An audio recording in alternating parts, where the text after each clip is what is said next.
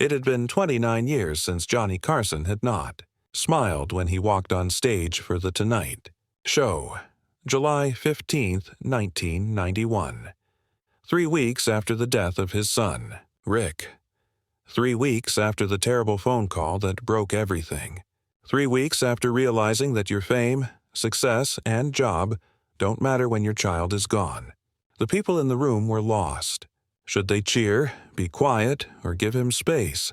They decided to applaud modestly, like you would at a funeral instead of a TV show. Johnny was sitting at his desk. There was no opening joke or clever comment. Just sitting there for a moment, looking at the people in the room and the camera like he had forgotten how to act. Johnny said in a barely calm voice, "I'm not going to make jokes tonight. I need to talk about my son." The late-night king then stopped being a king for 12 minutes and became a dad. A father who was sad and hurt and didn't know how to keep going but did it anyway. He talked about Rick and how he felt like he wasn't there for his kids enough as a father. He also talked about sadness and loss, and how success doesn't matter when you lose someone you care about. He cried in public. In front of 30 million people, Johnny Carson, who never cried, did so. And those 30 million people cried with him because that's when Johnny stopped being the invincible late-night star and turned into something more important, a person with flaws and a broken heart.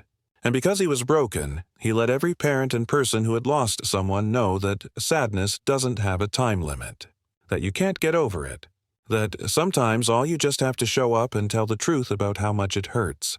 On June 21st, 1991, 1:25 in the morning, there was a call at Johnny Carson's home in Malibu. At 1:25 a.m., no one calls with good news. RV driver Rick Carson, Johnny's middle son, was in the Sierra Nevada mountains on Highway 108. He was a photographer and was on his way home from a job. It was dark and windy, and the road was rough. Rick's car went off the road and down a slope. The car rolled over several times. Rick was 39 years old. He did not make it. Johnny Carson had 3 kids from his first marriage to Jody Walcott. One of them was Rick Carson, after a breakup in 1963 when Johnny was just getting to grow big. John did not raise his kids well. He would be the first to admit it, but he didn't do it very often in public. His job came first, all the time. The late nights, the travel, and the never-ending drive to be the best. Being a dad wasn't possible much of the time. Rick didn't have him much as a child. More often than not, he saw his father on TV, had a well-known last name, but not much to do with the man who gave it to them. Rick became a skilled but quiet photographer as an adult, living his own life away from his dad's attention.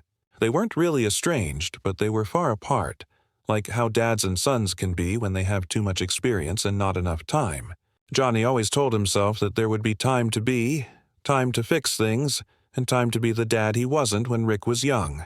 But time ran out on June 21st, 1991. The Tonight Show stopped right away. There were guest hosts. The formal statement didn't say much. Johnny is taking some time off to do something special. But quickly word spread in a field where everyone knows everything. It was over for Johnny's son. People in the green rooms and production offices talked about the specifics. No amount of fame could shield the king of late night from what was going on in his life. For 29 years he had made people laugh. It had been almost 30 years since Johnny had been off the air for 3 weeks. During the contract talks and the nasty fights with NBC, Johnny was always there. It happened every time, but not this time. Friends who called and said Johnny was killed. Not upset or sad in a way that can be handled. Just destroyed. Sitting in his house, he couldn't understand why his son had died and was upset about something even worse. Feeling guilty. Johnny asked the same question over and over. Was I a good dad? He knew the answer. He had known for a long time. But it's not the same thing to know that and miss the chance to fix it. John had missed many of Rick's childhood events, like birthdays, baseball games, and school shows. He had been too busy making a name for himself, becoming famous, and making millions of people laugh. Rick was no longer there, and Johnny would never be able to be the father he should have been again. That's the thing about dying. It takes more than one person.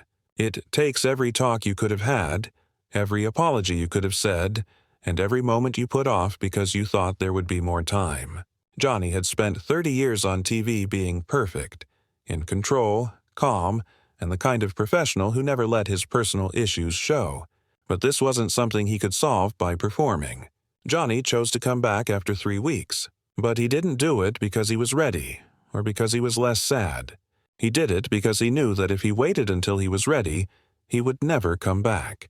The people who made it were scared. "John, wait a little longer. Please come back when you know how to do the show right." But Johnny knew there wasn't a way. His son had died. It wasn't going to change. He could stay home and lie, or he could come out and be honest. He picked honest. But he did something that shocked everyone. He was going to talk about Rick live in front of 30 million people. His team tried to get him to change his mind. "John, you don't need to do this. They don't expect you to talk about it. Do your one-man show. Make jokes. Give the U.S. what they want." Jack shook his head. "I can't act like he didn't exist. After my son died, I can't go outside and act like everything is fine." "Then don't make jokes. You don't have to talk about it either. No one else can see your private life." Johnny's eyes looked like he hadn't slept much in 3 days. "Weeks. I've kept my private life secret for 29 years. What do you know? Did that work? A kid I didn't know very well. I'm no longer doing that." It was a different crowd at the Tonight Show that night after Johnny left. There is no Johnny Carson charm, no smile, and no wave. He looked older, thinner, and more tired than just from not getting enough sleep. The crowd cheered, but it was quiet and unsure. They already knew about Rick. The information got out. They couldn't think of anything else to do but cheer. Johnny sat down at his desk and looked at the camera. It had been 29 years since he had been stumped for words. The silence lasted a long time and felt real.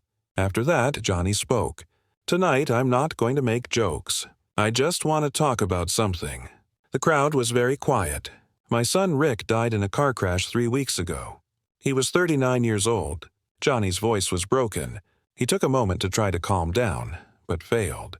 "My personal life has never been mixed with this show for the past 29 years. That was the deal. You get the jokes, the show, and the fun. But I don't tell you about my personal life."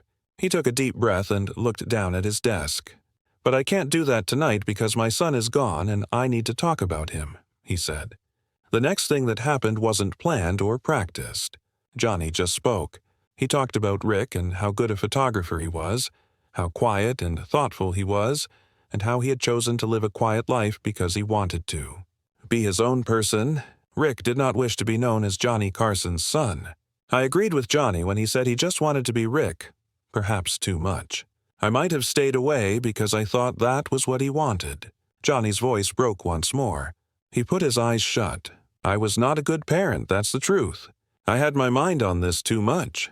He made hand gestures to the stage, the cameras, the show, and the fact that he was Johnny Carson. "And my kids grew up without me being around a lot." The camera never moved off of Johnny's face.